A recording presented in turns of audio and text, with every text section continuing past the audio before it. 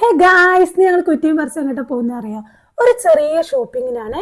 തൊട്ടടുത്ത ദിവസം നമ്മുടെ സ്വന്തം അമ്മായിന്റെ വീട്ടിൽ കൂടലാണ്. അപ്പോൾ ഓരോ ഡ്രസ്സ് എടുക്കാൻ അങ്ങോട്ട് കരുതി. അങ്ങനെ ഇതാ പതിവ് പോലെ എസ് ഭാരതിലേക്കാണ് എത്തിയിട്ടുള്ളത്. അങ്ങനെ ഞങ്ങൾ ഇതാ ടോപ്പും കാര്യങ്ങളൊക്കെ നോക്കിക്കൊണ്ടിരിക്കുകയാണ്. ഞാൻ ഫസ്റ്റ് എടുത്ത ടോപ്പ് ഇതായിരുന്നു കേട്ടോ. ഇത് ഇട്ട് നോക്കിയപ്പോൾ ഭയങ്കര നോർമലായി തോന്നി. പിന്നെ അടുത്ത ഇതായിരുന്നു. ഇതും എനിക്കിഷ്ടമായില്ല. പിന്നെ നോക്കിയത് ഈ ഗ്രീൻ കളറാണ്. അതും ഇഷ്ടമായി. ലാസ്റ്റ് ഞാൻ സെലക്ട് ചെയ്ത് വെച്ചാൽ ഈ 3 കേട്ടോ. അതിനിടെ കൂടെ ഹർഷക്കുട്ടനും ഡ്രസ്സൊക്കെ ഇട്ട് നോക്കുന്നുണ്ട്. അങ്ങനെ ദാ ഞാൻ എടുത്തത് ഈ ഗ്രീൻ ഡ്രസ്സാണ്. അങ്ങനെ പിറ്റേ ദിവസം ഡ്രസ്സൊക്കെ മാറ്റി പോകാൻ റെഡിയായപ്പോൾ ഇതാ കുറച്ച് വീഡിയോസും കാര്യങ്ങളൊക്കെ എടുത്ത് ഈ ഡ്രസ്സ് എനിക്ക് എങ്ങനെയുണ്ട്, ചേരുന്നുണ്ടോ എന്നൊന്ന് കമൻറ്റ് ചെയ്യണേ. അങ്ങനെ ദാ വാതിലൊക്കെ പൂട്ടി ചടപടപടേന്ന് പറഞ്ഞാൽ നമ്മൾ കാറിലേക്ക് കയറിയിട്ട് പോകുന്ന വഴി എൻ്റെ പൊന്നു ഗൈസ് ഭയങ്കര ബ്യൂട്ടിഫുൾ ആട്ടോ. ഫുള്ള് തേയിലത്തോട്ടവും അതുപോലെ മരങ്ങളൊക്കെ ആയിട്ട് പച്ചപ്പൊക്കെ നിറഞ്ഞിട്ട് ഭയങ്കര അടിപൊളി വ്യൂ ആണ്. നമ്മുടെ വയനാടിനെ കൂടുതൽ സുന്ദരിയാക്കുന്നത് നമ്മുടെ നല്ല തേയിലത്തോട്ടവും പച്ചപ്പ് നിറഞ്ഞ മരങ്ങളൊക്കെയാണല്ലേ.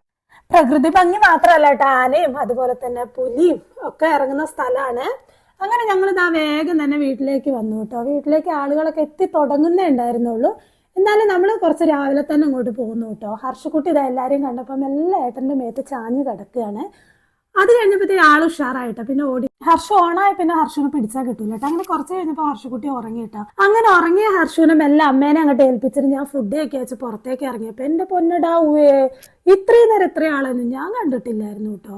അങ്ങനെ എന്താ നീണ്ട ക്യൂവിന് ശേഷം നമുക്ക് ഫുഡ് ഒക്കെ കിട്ടിയിട്ടാ. ബിരിയാണി, നല്ല അടിപൊളി സദ്യയൊക്കെ ഉണ്ടായിരുന്നു. ഞാൻ ഏതായാലും ബിരിയാണിയാണ് കേട്ടോ കഴിച്ചിട്ടുണ്ടായിരുന്നു. നല്ല അടിപൊളി ചിക്കൻ ബിരിയാണി ആയിരുന്നു.